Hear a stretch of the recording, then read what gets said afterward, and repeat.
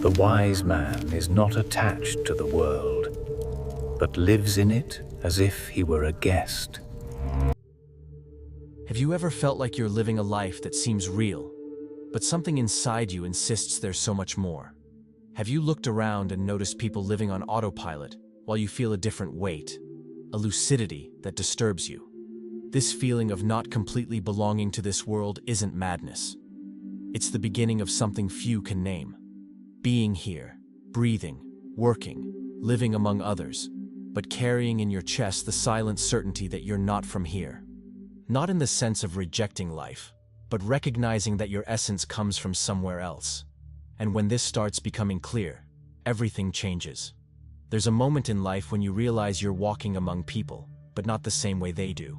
You speak, smile, greet others, but inside there's a strange silence, as if there were an invisible wall separating you from the rest. It's not that you think you're better or worse, it's that something inside you woke up. And when that happens, the world keeps spinning the same way, but you no longer spin with it.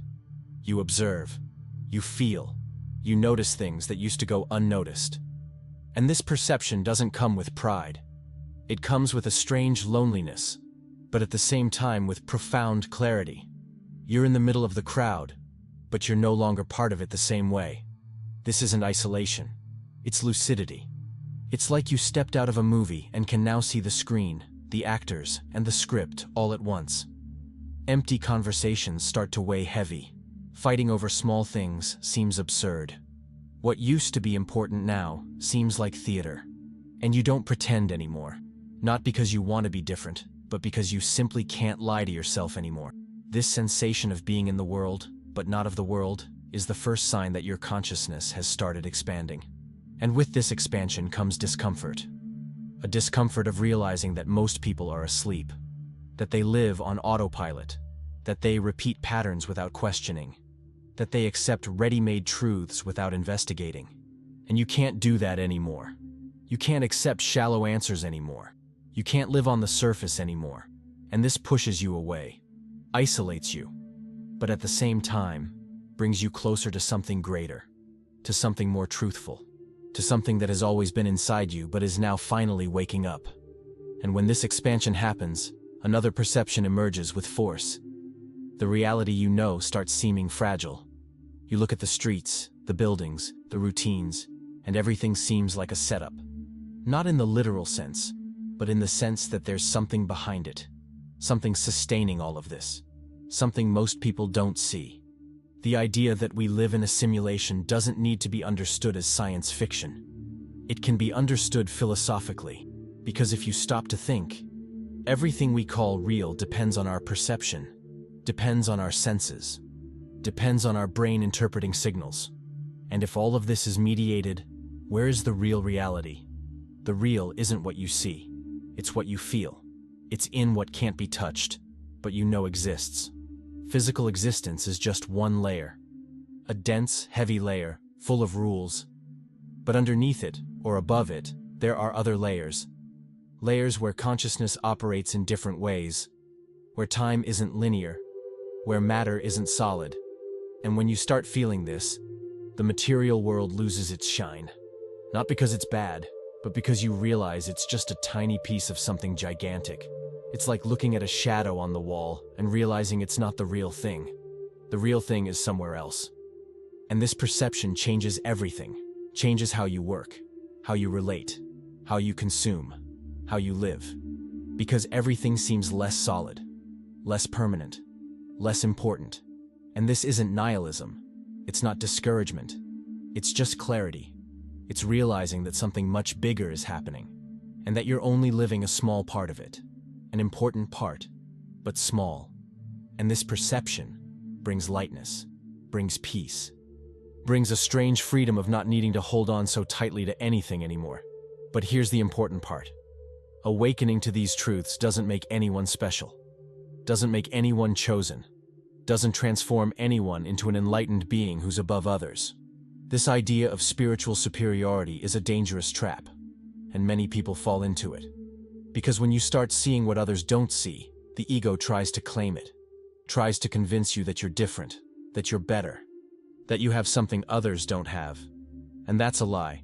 Awakening isn't a prize, it's a consequence of lived pain, choices made, experiences crossed. Every person who awakens went through something that forced them to look inward, something that broke their certainties, something that made them question everything. And this isn't merit, it's a path. Awakening demands humility, demands that you recognize you don't know everything, that you're still learning, that you're still processing. Because the more you awaken, the more you realize how much you don't know. And the more you realize how much you don't know, the more humble you become. True awakening dissolves the ego.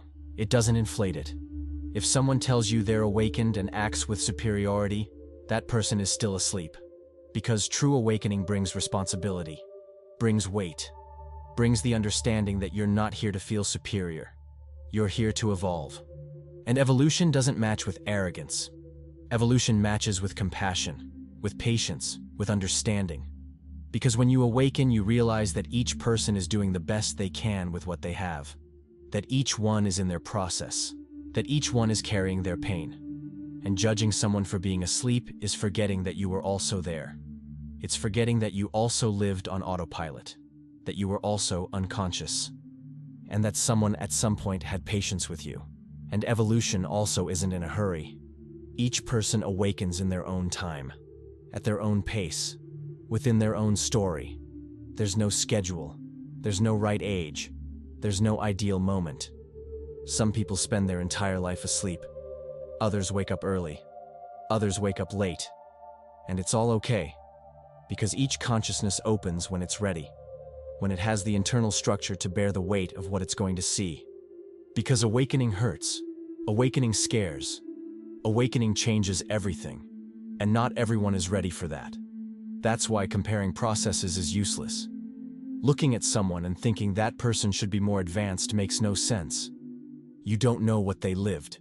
You don't know what they're carrying. You don't know which layers they still need to cross. And most importantly, you don't have the right to judge their timing. Awakening isn't linear. It's not a staircase where everyone climbs step by step in the same order. It's a labyrinth. It's a spiral. It's a movement that goes and returns, that advances and retreats, that deepens and expands. And each person walks through this labyrinth in a unique way. Respecting another's time is respecting life itself. It's understanding that each soul is doing the best it can with what it has, and that someone's awakening doesn't depend on you. It depends on them, depends on the choices they make, depends on the pain they accept to feel, depends on the courage they find within themselves. And there's more. Forcing someone's awakening can be cruel, can break a person who isn't ready, can push someone into an emotional abyss they can't get out of. That's why respect is so important. Respect for timing, respect for process, respect for each human being's unique journey. Because each one is exactly where they need to be, and each one will awaken when it's time. And when it is, it'll be the right way, the way it needs to be. And there's more. Some people are born with their eyes open, already born seeing more, feeling more, perceiving more. They're those children who ask deep questions, who stay quiet observing, who seem to carry a weight that doesn't match their age, who look into adults' eyes and seem to see things no one said. These children aren't better, they just came with a different sensitivity, with an expanded perception, as if they'd already crossed things in other lives, as if they already knew somehow that the world isn't just what it seems. And this isn't easy for them, because the world wasn't made for those who feel too much, wasn't made for those who perceive too much. So these children grow up feeling displaced, grow up thinking there's something wrong with them, grow up trying to fit into a world that doesn't understand them, and many of them spend years hiding who they really are. Until one day something happens, something that forces them to remember. And when that happens, they recognize. They know they always knew, that they always felt, that they were always awake but tried to sleep to survive. Each soul comes with its own baggage, with memories that don't fit into the logic of time, with marks that can't be explained just by genetics. And when you recognize this, you stop trying to fit everyone into the same mold. Stop expecting everyone to see what you see, and start respecting each one's rhythm and story. These children often grow up being called strange, shy, too quiet, too sensitive, and they spend years thinking they need to change, that they need to be like others. But the truth is they really are different, and there's nothing wrong with that. The world needs them, needs their sensitivity, needs their depth, needs the unique perspective they carry. And here's something powerful. An awakened consciousness influences another, even without speaking, even without trying, because the presence of someone who's awake carries a different frequency, carries a vibration that touches those around. It's like a candle that lights another without losing its light. You don't need to convince anyone, don't need to prove anything, don't need to force anyone's awakening, because whoever is ready to wake up will feel it, will recognize it, will come closer, and whoever isn't ready will pull away. And that's okay, because each one receives only what they're prepared to understand. Forcing someone's awakening is violence. It's disrespect. It's arrogance. Because you don't know if that person has the emotional structure to deal with what they'll discover. You don't know if they have support, if they have internal tools, if they have enough clarity to not get lost along the way. Awakening needs to be a choice, needs to be desire, needs to be internal movement. You can be an inspiration, can be a mirror, can be a presence that calms or sparks curiosity. But you can't be imposition. The most you can do is live coherently, be an example without needing to preach, be available without invading, and trust that each soul will find their path at the right moment. And when you understand this, you stop wearing yourself out trying to wake up those who are still sleeping. Stop getting frustrated when people don't understand. Stop wasting energy trying to explain what can't be explained. And start focusing on yourself, on your process, on your evolution. Because that's what matters. That's what will make a difference. You awake, living with consciousness, being an example. And the rest happens naturally. And when you start understanding these things, another perception emerges. The perception that reality is much bigger than what you can touch.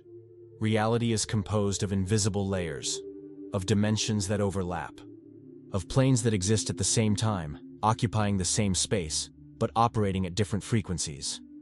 Carl Sagan talked about this when explaining space-time, when he showed that the universe has much more than 3 dimensions, that there are folds, curves, structures that our senses don't capture. But they're there, and always have been. The problem is that human perception is limited. Our eyes see only a small band of light. Our ears capture only a small band of sound. And even so, we think we're seeing everything, that we're hearing everything, that we're understanding everything. But we're not. We're seeing a fraction, a tiny slice of something gigantic. And when you awaken, you start feeling what's beyond. Not with your eyes, not with your ears, but with something deeper, with intuition, with internal perception, with that part of you that doesn't need physical proof to know something is real. The universe is vast, it's complex, it's multidimensional. And we're just a small part of it trying to understand the whole with limited tools. It's like an ant trying to understand the ocean. It doesn't have the capacity for that. But that doesn't mean the ocean doesn't exist. It just means the ant needs to accept that there's something much bigger than it can comprehend. And we're like that. We're tiny beings trying to understand something infinite. And awakening is accepting this smallness. It's accepting that we don't know, that we don't understand, but that we can feel, that we can intuit, that we can connect with something beyond logic. And science is starting to confirm this. Modern physics is tearing down old certainties, certainties that seemed solid, that seemed unquestionable. Quantum mechanics, for example, showed that matter isn't solid, showed that particles can be in 2 places at the same time, that they behave in different ways depending on who's observing. That's right. The observer influences the result. Consciousness influences matter. And this changes everything. Because if consciousness influences matter, then reality isn't fixed, isn't objective, isn't independent of us. Reality is somehow created, shaped, influenced. And most people don't understand the depth of this, because the science we learn in school is still stuck in materialism. Still teaches that the world is made of solid things, that everything can be measured, that everything can be explained. But cutting-edge science is showing something else. It's showing that the universe is much stranger, much more mysterious, much more connected than we imagined. And the line between science and spirituality is getting thinner and thinner. Because both are touching the same mystery. Both are trying to understand the same thing. The nature of reality, the nature of consciousness, and the relationship between the two. Scientists like Max Planck, Niels Bohr, and Werner Heisenberg spoke openly about consciousness, spoke about the connection between mind and matter, and they were ignored, because official science wasn't ready to accept this. But now, slowly, things are changing. More and more scientists are realizing that you can't separate the observer from the observed, that you can't study reality without considering consciousness. And this is opening doors, doors that will change everything. And when you put all of this together, you reach a profound conclusion. Everything is spiritual in essence, not in the religious sense, but in the sense that everything is energy, everything is vibration, everything is consciousness. Matter is just condensed energy. Thought is energy in motion. Emotion is energy vibrating at different frequencies. And all of this is interconnected. All of this is part of a larger structure, of an invisible web that unites all things. Spirituality isn't about believing in gods. It's not about following rituals. It's not about belonging to a religion. Spirituality is about recognizing this interconnection. It's about realizing that you're not an isolated being, that you're not just a body, that you are consciousness, that you are energy, that you're part of something much bigger. And when you awaken to this, life changes meaning. Because you stop living on autopilot, stop chasing empty things, stop getting lost in small dramas, and start living more consciously, more presently, more aligned with your essence. Science and philosophy are meeting at this point, and those who are awakening can see this clearly, can see that there's no separation between spirit and matter, between sacred and profane, between divine and human. Everything is one. Everything is part of the same source. And when you understand this, everything becomes sacred. Each moment, each breath, each gesture, each encounter. Because everything is an expression of this unique energy that permeates all things. And living with this consciousness transforms everything. And this awakening is like alchemy. Alchemy of the soul. The ancient alchemists talked about transforming lead into gold. But they weren't talking about metals. They were talking about internal transformation. Lead represents the raw ego, anger, fear, envy, ignorance, everything that keeps us trapped, everything that makes us suffer. And gold represents refined consciousness, clarity, compassion, wisdom, peace. And the process of transforming lead into gold is painful, because it requires you to go through fire. And the fire is pain. It's losses.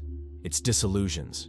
It's the moments where everything crumbles, where you're forced to look at yourself, where you have nowhere else to run. Carl Jung deeply studied alchemy, and he realized it was always about the human being, about the individuation process, about becoming who you really are. And this process isn't pretty, isn't easy, isn't quick. It's messy, it's confusing, it's painful, but it's necessary. Because only by crossing through fire do you purify yourself. Only by burning what doesn't serve do you reveal what really is. Alchemy is real, but it happens inside you. And each pain you cross is an opportunity for transformation. Each crisis is a chance for rebirth. Each fall is an invitation to rise stronger. And when you understand this, you stop being afraid of pain. Stop running from it, and start crossing through it with consciousness. Start realizing that pain isn't the enemy. It's a teacher, it's a guide, it's a portal. Because it's in pain that you find strength. It's in pain that you discover who you really are. It's in pain that you transform. And after you cross through the fire, nothing is the same anymore. And understanding all of this makes this passage easier. And that's why I created exclusive material that you can only find here, in the first pinned comment. After this process, you come out different, lighter, stronger, more conscious, and with a peace that no one can take from you. And facing all of this, you realize that reality has layers, and each veil falls at its moment. First, you wake up spiritually. Start realizing that there's something beyond what you see. That life has a greater meaning, that you're not just a body. Then, you wake up socially. Start realizing how society was built, how power structures work, how you were conditioned since childhood, how they taught you to think a certain way, to consume a certain way, to live a certain way. And you realize that none of this was your choice. It was all programmed. Then, you wake up emotionally. Start realizing your patterns, your wounds, your traumas, how you repeat behaviors, how you sabotage yourself, how you always attract the same type of situation. And you realize all of this comes from within, that you're the creator of your emotional reality. Then, you wake up politically. Start realizing how the system works, who benefits, who loses, how everything is connected, how wars, crises, movements, everything has a reason behind it, and nothing is chance. And then, you wake up to family dynamics, start realizing your family's patterns, the pain transmitted from generation to generation, the silences, the secrets, the limitations, and you realize you're carrying much that isn't yours. Each layer that falls brings a new truth, a truth that disturbs, that hurts, that forces you to reevaluate everything. And there's no fixed order. Some people wake up emotionally first, others spiritually first, others socially first. But all, eventually, cross through these layers. And each layer that falls changes how you see the world. And each new truth isolates you a bit more, because you realize things others haven't realized yet. And there's no going back, no way to pretend you didn't see, no way to conform again. The progression is natural, it's inevitable, and each veil that falls brings you closer to truth, but also distances you more from the majority, because the majority still lives with the veils, still believes the stories, still accepts the lies, and you can't anymore. And this brings loneliness. A deep loneliness. Because when you wake up, no one around seems to be seeing what you see.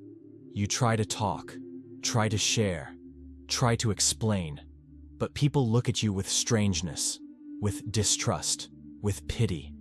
And you realize there's no way to translate what you're feeling, no way to make someone understand something they haven't lived yet. And gradually, you stop trying, stop talking, and withdraw. But this loneliness isn't rejection, it's transition. It's the space between the old and the new, between who you were and who you're becoming, between the people who knew you one way and the people who will know you another way. And in this space, you're alone. But it's in this space that you grow. It's in this space that you find yourself. It's in this space that you strengthen. Because loneliness forces you to look inward, forces you to deal with yourself, forces you to stop depending on others' approval. And when you cross through this, when you accept this loneliness without resisting, something changes. You realize you're not really alone, that there's a deeper connection, a connection with something greater, and that this connection is more real than any superficial relationship you had before. Loneliness is painful, but it's also liberating, because it's in it that you rediscover yourself. It's in it that you reconnect with your essence. It's in it that you stop seeking outside what has always been inside. And when you make peace with loneliness, it stops being a prison and becomes a sanctuary, becomes a sacred space where you can be who you really are, without masks, without performances, without needing to explain yourself. And when you rediscover yourself, the way you see people changes completely. You start perceiving intentions, start perceiving patterns, start perceiving masks. And this isn't because you're judging. It's because you're seeing. Your sensitivity increases, your perception deepens, and you start picking up on things that used to go unnoticed. You notice when someone is lying, when someone is faking, when someone is hiding something. You notice the energy people carry. Notice when someone is well, when someone is unwell, when someone is carrying anger, envy, sadness. And all of this affects you because you feel it. You absorb it, you process it, and this causes natural distancing. You start distancing yourself from people who used to be close, not because you want to, but because you can't stand the falseness anymore, can't stand the superficiality anymore, can't stand empty conversations anymore. You need truth, need depth, need authenticity, and when you don't find that, you'd rather be alone. And people notice you've changed, that you're different, that you're distant. And some pull away. Others judge you. Others try to bring you back to what you were. But you don't go back, because you can't, because you've already seen too much, already felt too much, already understood too much, and there's no unseeing, no ununderstanding, no going back to being who you were. And this hurts, because you lose people, lose friendships, lose connections that seemed important. But at the same time, you gain something bigger, gain truth, gain authenticity, gain peace, and you realize it's better to be alone being truthful than accompanied being false. And this also reaches family, because when you awaken, you start perceiving the emotional patterns that were transmitted to you. Start perceiving the traumas that weren't resolved, the pain that was silenced, the limitations that were imposed. And you realize how all of this shaped you, how all of this limited you, how all of this hurt you. And this hurts, because you love your family. But at the same time, you need to free yourself from it. Need to free yourself from the patterns. Need to free yourself from the expectations. Need to free yourself from the beliefs that were planted in you. And this process is painful, because family doesn't understand. Family thinks you're distancing yourself, that you're turning your back, that you don't love anymore. But it's not that. You're just learning to love in a healthier way, learning to establish boundaries, learning not to carry weights that aren't yours. And the more you understand your family, the more you free yourself from it. Not in the sense of abandonment, but in the sense of no longer being trapped in the patterns it carries. You stop repeating, you stop accepting, you stop submitting. And this requires emotional maturity, requires courage, requires firmness, because family will test you, will demand from you, will make you feel guilt, but you need to stay firm, because this liberation is necessary for you to evolve. And also so that the family itself one day can evolve.